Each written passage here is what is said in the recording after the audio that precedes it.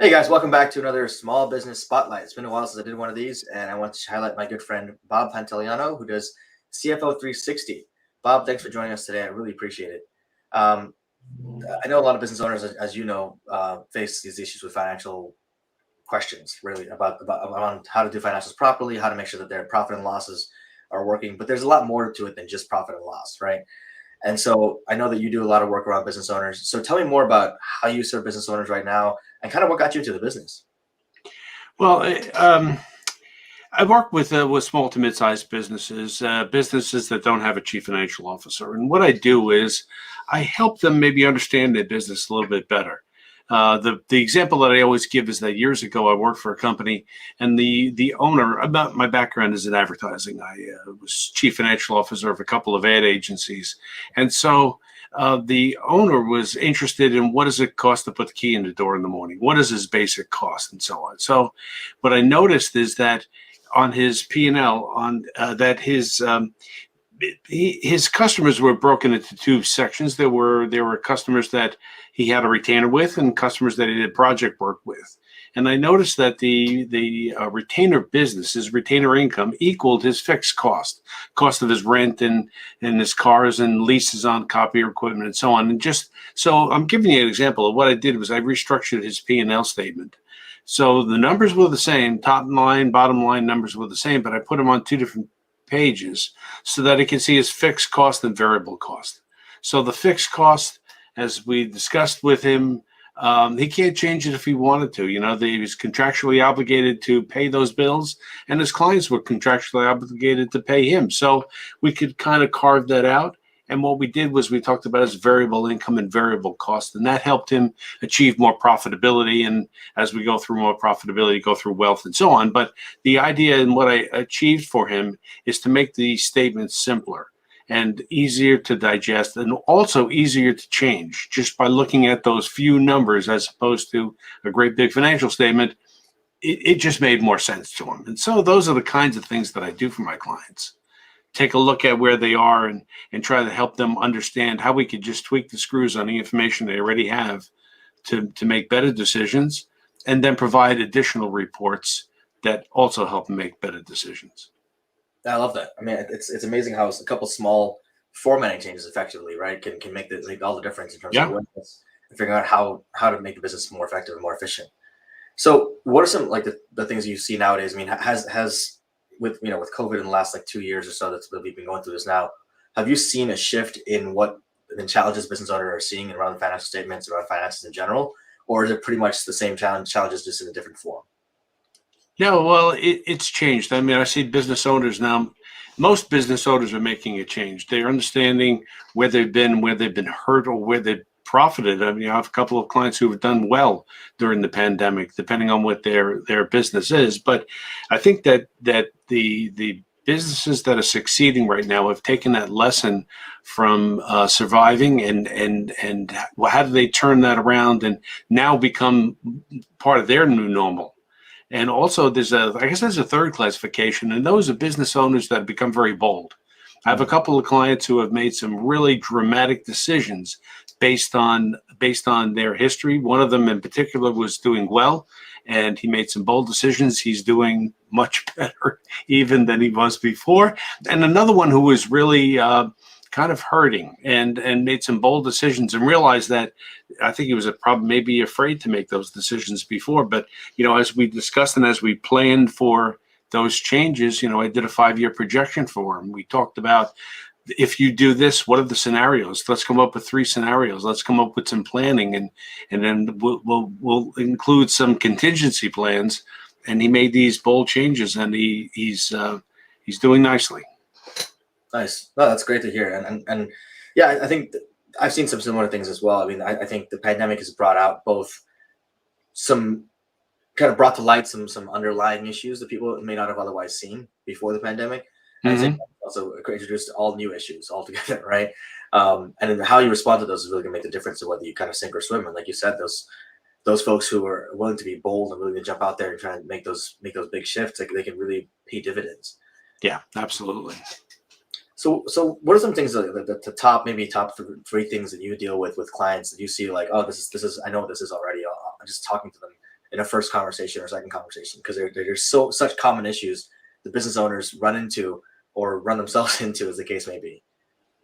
Well, I think the first thing I do when I talk to a client is I try to project myself into their business, because I haven't developed any of those preconceived notions that the business owner may have.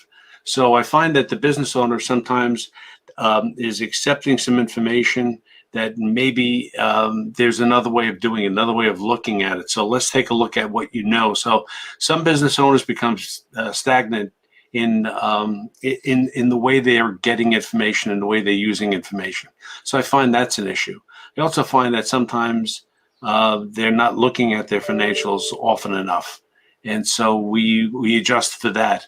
And also, I think that when businesses try to revamp what they're doing, often they look at expenses, try to change expenses, cut expenses, or whatever it is on the expense side. But not a lot of businesses look at just creating more revenue. It's common that business owners sometimes cut expenses to the point of hurting the business. There's a little bit of pain which you're able to, and your staff is able to deal with, and boost themselves around getting past that point. And then there's a point where maybe you've done too much, and the only solution really is to increase sales or profitability on those sales. That's interesting, because people don't really think about that as much, right? As a solution, they're like always looking at cutting costs and like, oh, where can we cut? Where can we cut? As opposed to where can we grow, right? Yeah. That's a really interesting way to reframe that. How often do you think that people actually take that into account and say, you know what, maybe I want to grow instead of cutting? And I think with that is kind of the question of fear, right? Like, yeah, how do they let that fear control them? Right, which is what we're going back to in terms of being bold, right? If you're not afraid, and I see something on your wall, I can't quite read it, but something about fear on your wall, right? Yeah. If you lose that fear, I have a couple of clients who are younger, and sometimes they don't know enough to be afraid. And that also, I find, it makes me feel good when I see a younger person maybe starting in his own business in his 20s or 30s, and really making it, not understanding. No, I shouldn't say not understanding. It's not right, but not afraid of what could happen. And let's just go with it, make this decision, and I think it's the right one. And having it work out, boy, that's fun to watch. It really is. And they don't know what they don't know, right? And that can both hurt them or help them. In this situation, it probably helps them because it doesn't cripple them with the fear. And I know I dealt with a lot of companies last year who were just living in fear, and they were steeping in it, right? Like it was just like, oh, we gotta conserve every penny we have, And I remember the story about like P&G back in the 20s when the whole Great Depression happened, right? And all these other companies that were out there doing similar things to P&G were basically holding on to every single penny they could. And P&G actually doubled their marketing budget and went out there and said, we're, like I said, to be bold. They were bold. They went out there and doubled their marketing budget, doubled their advertising budget, and went out there. And that's why things are called Kleenexes, right? And they're face tissues, right? But they're called Kleenex. They're called Clorox is bleach, but it's bleach is not Clorox, right? Yeah, yeah. Well, there's something called share of voice, going back to my advertising background. And so let's say, for example, that all companies spend in a particular category, spend $1 million, and you spend $100,000 on advertising. You have 10% share of voice. If everybody spends $500,000, you're still spending $100,000. You're still spending the same money, but now you have 20% share of voice. Right. Yeah. Right? No, and that's a great way to look at it too, for sure. Yeah. So going back to something you mentioned earlier, how often do you recommend business owners take a look at their financials? Because I know everyone has their own kind of their own way of doing things, and some may be more productive than others. What do you recommend in terms of that kind of thing for business owners? Oh, absolutely, monthly. You really need to take a look at it monthly, and as soon as possible, even if they're in draft form. Some companies do look at them quarterly, and what happens is the mistake or the opportunity that you may have had, let's say in January, you're looking at financials in April, that's already 3 months past. You could have corrected something or taken advantage of something that you hadn't. So I think absolutely monthly. I also like to see my clients do a flash report, have their accountant produce a flash report, which is their KPIs, and it doesn't matter what it is really, but it could be yesterday's sales, yesterday's cash collection, cash outlay, whatever it is, 4 or 5 8 numbers, whatever makes sense, that somebody delivers to you every day. It's on your desk as you come in. I always did this, any company I worked for, that you come in the morning, you take a look at that and you realize what happened yesterday and what is that important number. Gee, we got $100,000 worth of cash yesterday. That's a relief. We have payroll coming and so on. Or the reverse. We needed some money. We've got payroll company. Now I've got to think about taking money out of my line of credit, that kind of thing. So it's just a few numbers, and I think it's just a terrific opportunity to just put your finger on the pulse of what's happening in your business. Yeah. So when you talk to folks out there who are, kind of maybe living in fear or worried about spending money and that kind of thing, what do you tell them about the value of having a CFO in their pocket, so to speak, right? Having someone that can help them with their financials, help advise them around those kind of things. Because I know people like, oh, I can do my bookkeeping myself, or I do everything myself. I don't need someone else looking at that. What do you tell those kind of folks to let them know that, hey, that there's still absolute value in these kind of in having someone external take a look at those kind of things?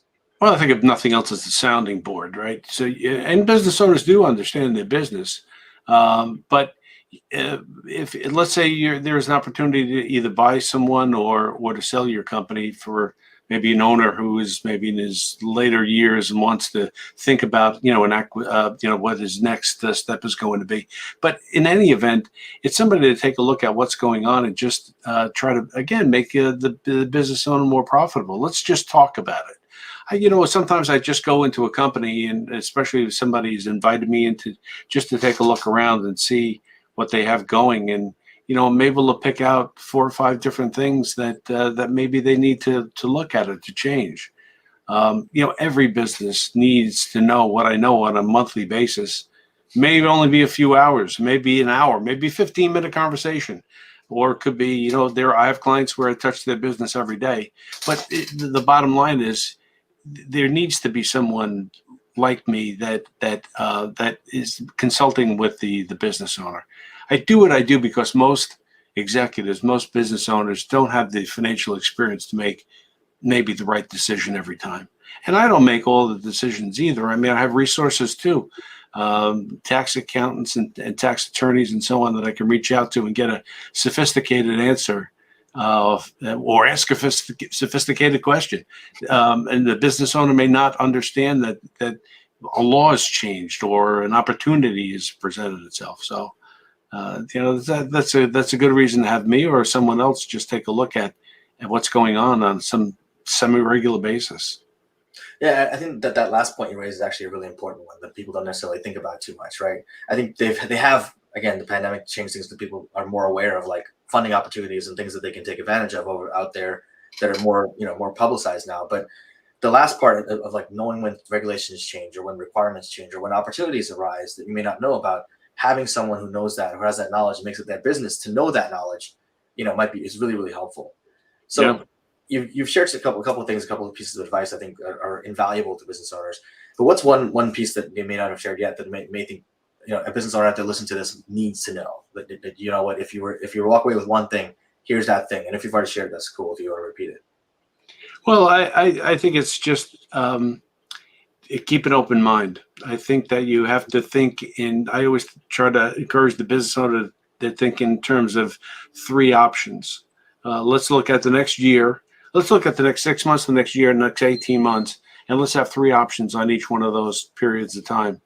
And I think even if they do that themselves without me, although it certainly I think I can add to the analysis, but even if they just look at it themselves and say, where am I really going objectively without, sometimes business owners have they either want to set a goal for themselves and they set the bar too high, or they're trying to just make sure that they make it and it's too low. So sometimes you got to do all 3, right? High, low, and in between, most probable, and let's just plan for that and just take a look and see if that fits. If it doesn't fit, talk to someone about it. Talk to someone about what can I do to make it better, or gee, this looks really great. How do I plan for growth? A lot of people don't plan for growth either. If your business is growing 30%, when are you out of space in your office? When do you need more people? When do you need more supplies, computers? We need to think about those things too. Absolutely, and that growth and scale question is a big one. I mean, Yeah. that's what a lot of business owners. I mean, they think, yeah, it's great, we're growing 30% in the next year, or we have this big contract we got to hire a bunch of people, and then they do it, and then they hire either the wrong people, or they don't scale properly, they don't build in things that they need to do in the business on the financial side or on the people side, and then they wonder why the business ends up failing a couple of years later. Right. Well, that goes back to what I was saying before about having a flash report. So, out of my experience before, I've had a couple of companies that where you have a certain amount of projects. So you have, let's say, 300 projects active at any one point in time. Mhm. If you look at that report and you discover that over a very short period of time you've gone to 400 projects, well, that's great. And if your process for completing those projects are a month, you know that within the next month you're going to need help and so on. You also need, you're going to understand you have more cash, but also you may need more money for payroll. So those reports, I think, are, like I said, they're invaluable because they give you a little bit of a glimpse into the future, short term Yeah, and long term. Quick. absolutely. Yeah. Yeah, no, that's a great idea. I think that's something a lot of business owners they can even do that today if they wanted to, right? I mean, Yeah. just jump in and say, Start today. It's yeah, probably the business owner can come up with 3 or 4 things to ask someone about on a daily basis by themselves. absolutely. So as we're closing up here, I wanted to ask you a question that I ask every all the guests that come in here. For you personally, who are a couple, maybe one or two, or maybe even three influences in your life, people in your life that kind of influenced the path you went on in your life and got you where you are today? Well, I think there are 2 people that I think about. It was younger. I was younger earlier in my career when I was assistant controller on one project or one company and controller on another company, and I was very concerned about making sure that. Very concerned that I make sure and I don't want to make this sound like that the rules are being followed, right? Doesn't Mhm. mean that and I was, and through these people, they helped me understand that there's shades of gray, that even in accounting, there's still shades of gray without doing anything. I'm not saying doing anything wrong or improper, but there are many ways of looking at a situation than just black and white. And I think they were really very helpful in expanding my thinking in terms of problem solving. Remember one fellow is really ringing in my ear when he would say, think of the outlandish. I mean, just think, the crazy situation that you could develop to this problem, and let's talk about it. Let's re-engineer it from the bottom up. But I think that was a great piece of advice, and they were mentors to me, and they helped me understand to be a little bit more flexible and to understand there are more ways than one of doing things all the time. I love that. I think that's great. Yeah. There reminds me of this guy. Have you heard of a guy named Dewitt Jones? No, I'm afraid I'm not. No. So he's a photographer. He's a photographer for National Geographic. He's done a bunch of TED Talks and like a bunch of different speaking engagements. But he has this talk he did where he talks about taking a picture in the Serengeti in Africa, right? And he got this one shot, and he's like, "Oh, this is the shot. This is it. I'm done. This is it. I got the shot that I want. We're done." And he took a walked around the place a little bit, and he looked, and he's like, "Wait, no, this is the shot." He took that shot. And he's like, "No, this is the right answer. This is it. This is the right picture." And he took another couple steps, and like somewhere else, he's like, "Wait, this is the shot." And he's like, there's multiple right answers to a question, right? There's no wrong particular Yeah. picture. You can have multiple right answers to a question. It depends on what you're trying to accomplish with that, right? What we're trying to convey, and what you're trying to make happen. And I think that's what resonates with me when you say that there's multiple ways to get things done properly, different perspectives you can use to see a problem. Yeah, they don't always work, but think crazy, and, Yeah, and sometimes genius comes out of it. absolutely. Awesome. Well, Bob, thanks so much for taking your time today to talk to folks and let them know, share some little nuggets of knowledge around finances. For those of you who want to get in touch with Bob, we'll put his contact information in the description below. Please feel free to reach out to him if you have any questions. If you know folks who might benefit from this talk, please do share this video with them. Hit the like button, hit subscribe. Leave a comment below. Let us know what you're doing for your financials right now. How is that going for you? Do you do the flash reports that Bob mentioned? How often do you check your finances? Hopefully it's a monthly basis at least, so that we're not going to get dinged by Bob later. But yeah, thanks so much for watching, everybody. Bob, thank you again so much for taking the time to be here. And yeah, please reach out to Bob if you have any questions. Take Okay, care. Drew, thanks a lot. I appreciate it. It's been fun. Thank you.